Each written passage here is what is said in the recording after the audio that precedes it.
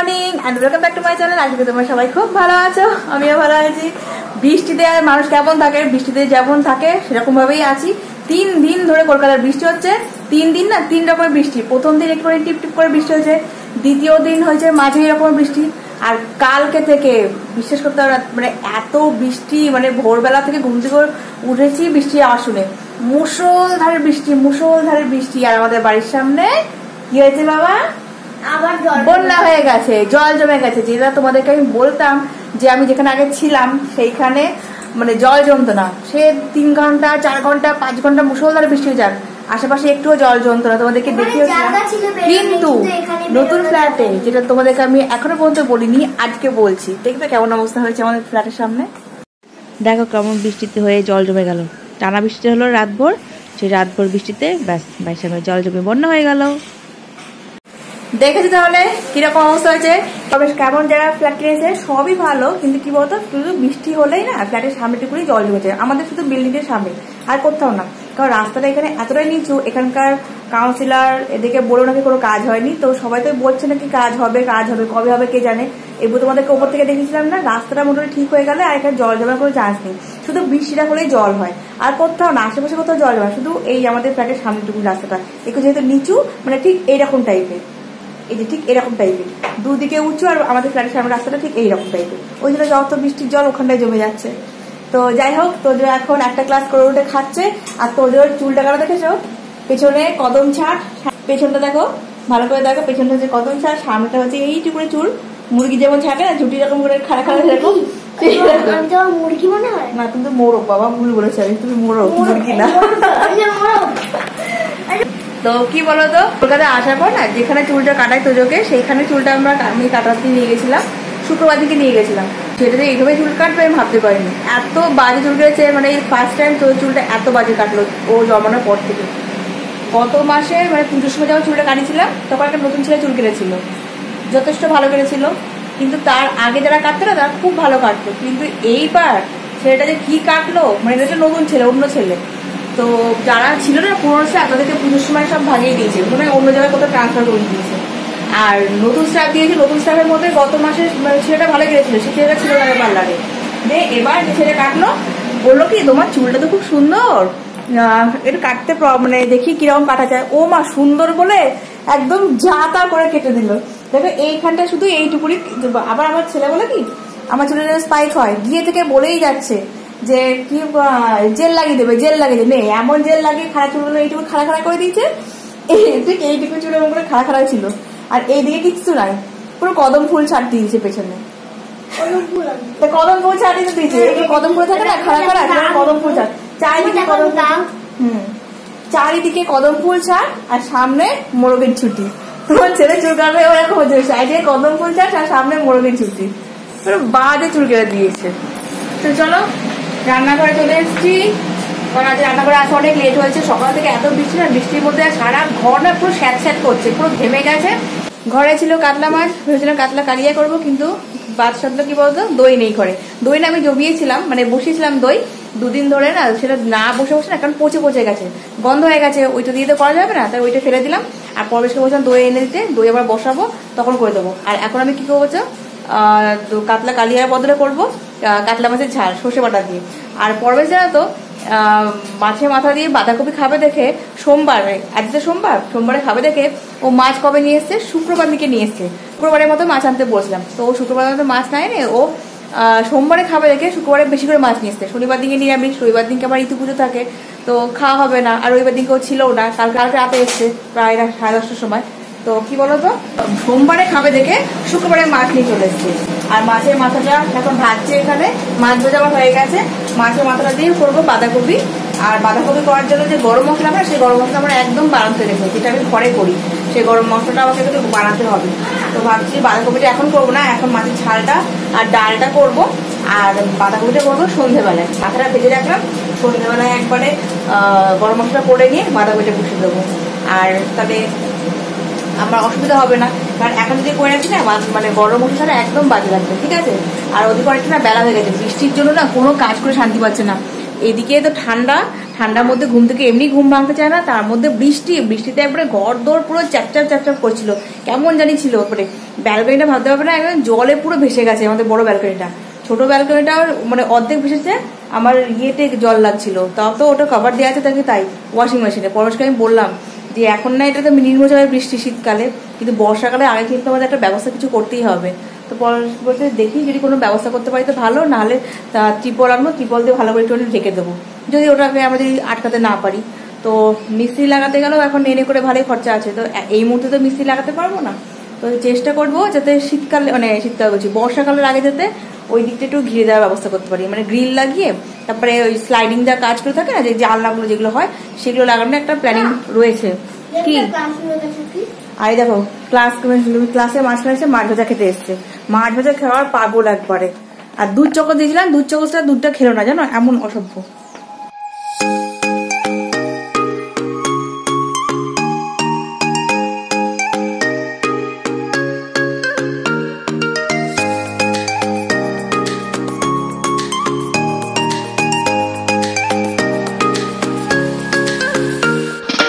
চারিদিকের অবস্থা দেখো, বৃষ্টিতে ভেজে কি অবস্থা, মাঠে জলও জমে গেছে, রাস্তায় জল জমছে তো মাঠেতে জল জমবে।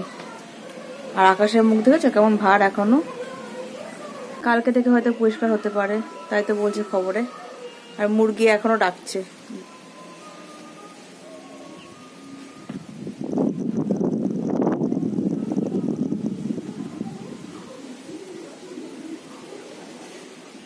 তোমাদেরকে দেখিয়ে দিলাম আমার ফ্ল্যাটের মাইনাস পয়েন্ট।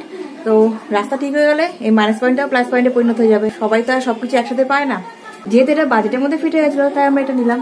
তো চলো ঠিক আছে, কি আছে, রাস্তা ঠিক হয়ে গেল তো হয়ে গেল। রাস্তাটার জন্য একটু আধটু, আর তাও কি সবসময় তার জলটা জমে না, জলটা জমে যখন বৃষ্টিটা হয়। আর রাস্তা যখন ঠিক হয়ে যাবে তখন এই মাইনাস পয়েন্ট হয়, মাইনাস পয়েন্ট থাকবে না, তাই না? তখন তো নিশ্চয়ই প্লাস পয়েন্টে পরিণত হবে। তো চলো এবার আমি যাই স্নান করতে।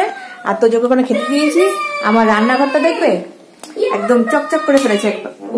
কি দিলাম এ দেখো, আমার রান্নাঘর একদম পুরো টিপটপ করে গোছানো, ঝাড়া মোছা, মানে মোছামুছি সব কমপ্লিট হয়ে গেছে। আর কালকে পরমেশ দেখো বর্ধমান থেকে আসার সময় ল্যাংচা ওই দেখো জল পড়তে শুরু করে দিচ্ছে। আমি রান্নাঘরে আসলেই জল পড়া স্টার্ট হয়ে যাবে। তো এই দেখো ল্যাংচা এনেছিল কালকে পরমেশ, সীতাভোগ আর মিহিদানা। বর্ধমানে যায় যদি সুযোগ পাই তখন আনার কথা বলি, সীতাভোগ আর মিহিদানা। ল্যাংচা আনার কথা বলি না, ল্যাংচা খুব একটা ভালো লাগে না। ও দেখো পুরো বড় প্যাকেটে করে ভর্তি করে নিয়ে আসে, বললেই বলবে তুমি খেতে ভালোবাসো। আমি যত চেষ্টা করি রোগা হওয়ার জন্য, রোগা তো হতে পারবো না, কারণ এই ঘরের মধ্যে এরকম মিষ্টি থাকলে কি করে রোগা হবো, তাই না?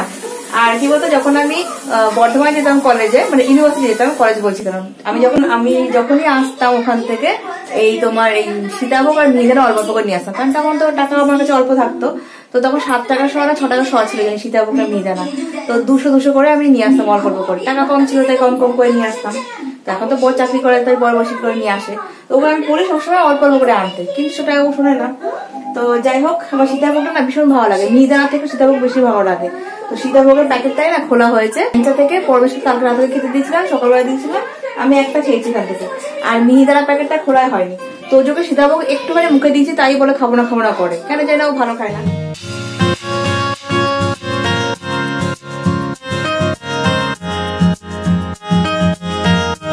চলে এসেছি রান্নাঘরে, আর এসেই দেখো আমি মশলাপাতি করা শুরু করে দিয়েছি, কারণ আমার জিরে গুঁড়ো ধনে গুঁড়ো না সব বাড়ন্ত হয়ে এসছে। আর 2 দিন কি 3 দিন পরে হয়তো শেষ হয়ে যাবে। তো ভাবলাম আমি যখন গরম মশলা বানাবোই তো তার আগে আমি জিরে গুঁড়ো আর ধনে গুঁড়োটা করে নিই। জিরে গুঁড়ো আমার হয়ে গেছে, এই দেখো জিরে গুঁড়ো একদম হয়ে গেছে। আর ধনে গুঁড়োটা মানে করিনি, এই দেখো কড়াইয়ের মধ্যে রাখলাম, ঠিক আছে? এই যে কড়াইয়ের মধ্যে নিয়েছি, তেলে নিচ্ছি একটুখানি। তেলে নেওয়ার পর একটু ঠান্ডা করতে রাখবো, ঠান্ডা করতে রেখে তারপরে আমি মিক্সির মধ্যে দিয়ে গুঁড়ো করবো। এইগুলো কি বলতো, যদি রোদে খটখটে করে শুকানো যায় না ভালোভাবে, 2 দিন করে রোদ খাওয়ানোর পর যদি গুঁড়ো করে তখন খুব ভালো হয়। কিন্তু রোদ কোথায় পাবো, আগে তো রোদ দিতে পারতাম না 4 তলা ওঠার ভয়তে। আর এখন যে দরকার আমার, এখন তো বৃষ্টি হচ্ছে 3 দিন ধরে, সেই জন্য আমি সবসময় না কি বলতো ওই রোদের আশায় না থেকে আমি কড়াইয়ের মধ্যে টেলে নিয়ে তারপরে আমি গুঁড়ো করি, ব্যাস আমার অনেক দিন চলে যায়। তো এটা দেখো জিরে গুঁড়োটা পুরো একদম ভালো মতন হয়ে গেছে, ঠিক আছে? কিছুটা আমি গোটা জিরে রেখে দিয়ে বাকিটা আমি গুঁড়ো করে ফেলি, কারণ গুঁড়োটা তো বেশি দরকার পড়ে। আর এই যে এগুলো হচ্ছে গরম মশলা সরঞ্জাম। এখানে দেখো আছে জয়িত্রী, ছোট ছোট এলাচ, ছোট ছোট এলাচ আছে, দেখো কাছ থেকে দেখাই। তেজপাতা আছে এখানে, ছোট ছোট এলাচ আছে, জয়িত্রী, দুটো জায়ফল আছে এখানে, আর এগুলো দেখতেই পাচ্ছ দারচিনি, আর তেজপাতা নিচে পড়ে রয়েছে এই পাশটায়, এ দেখো লবঙ্গ। এইগুলো সব কড়াইয়ের মধ্যে টালবো, টেলে মিক্সির মধ্যে গুঁড়ো করবো। এগুলো কি বলতো, এবার এগুলোকে আমাকে করে নিতে হচ্ছে। এর আগেবার যখন মশলাটা আমি করেছিলাম না, গরম মশলাটা তোমাদেরকে দেখিয়েছিলাম কিনা আমার খেয়াল নেই, তবে কি বলতো সেটা না পরমেশ রিলায়েন্স মল থেকে এনেছিল। আমাদের এখানে কাছে রিলায়েন্স মল আছে, রিলায়েন্স মলে না পুরো প্যাকেটের মধ্যে পাওয়া যায়। প্যাকেটের মধ্যে দারচিনি, লবঙ্গ, এলাচ, আর দারচিনি, লবঙ্গ, এলাচ, আর একটা কি, এই তিনটে, দারচিনি, লবঙ্গ, এলাচ, আর দু একটা মনে হয় তেজপাতা দিয়ে প্যাকেটে পাওয়া যায়।